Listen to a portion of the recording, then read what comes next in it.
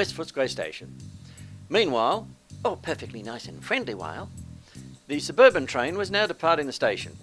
It had left a beautiful young woman in its wake, walking along the platform towards the ramp and the station exit.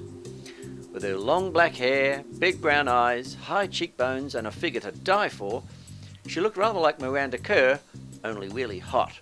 I'm sure I'll get a few letters of complaint about that, but send them to somebody who cares. Footbridge.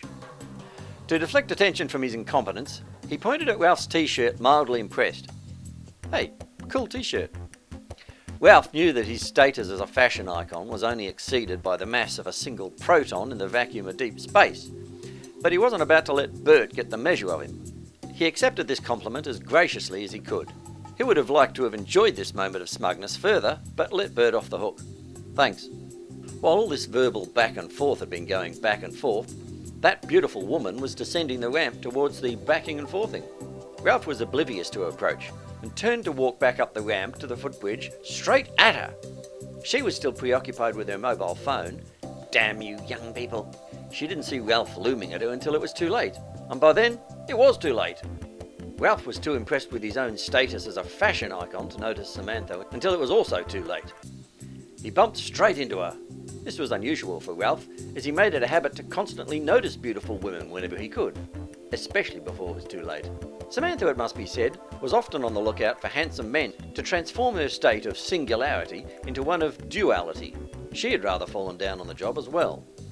Their full-on encounter quickly changed all that. She was startled out of her phone-centered universe and looked up into Ralph's looming face. Oh! Ralph noticed her at once and was equally startled. Oh, I'm sorry. If this book had a button marked musical accompaniment, then you could press it now and hear some schmaltzy violin music for such a boy meets girl encounter.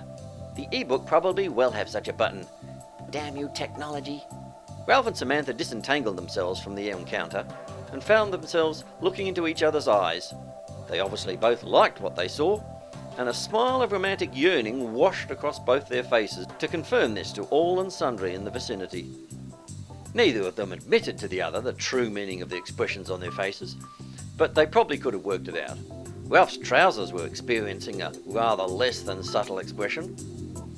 Ralph was able to instantly understand this from his years of constant practice. Fortunately for him, Samantha hadn't noticed.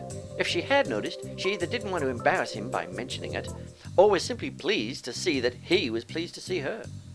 Ralph was particularly filled with all sorts of yearning.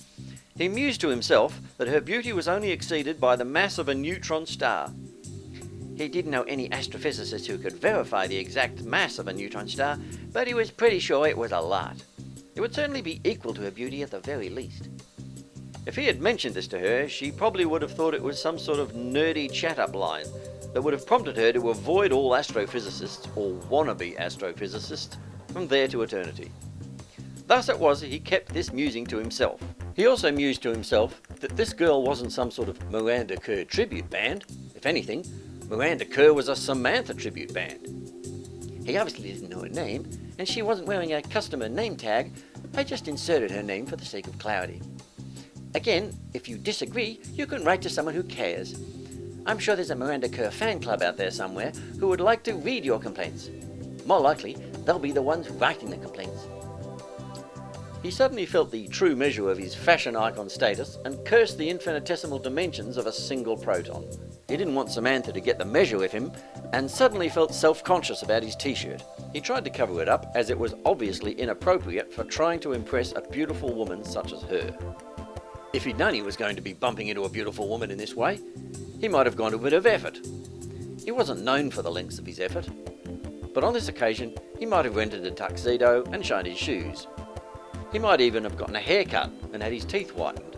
He briefly considered a workout at the gym and liposuction to remove his love handles, but it was already too late. He dismissed these suggestions as being quite impractical.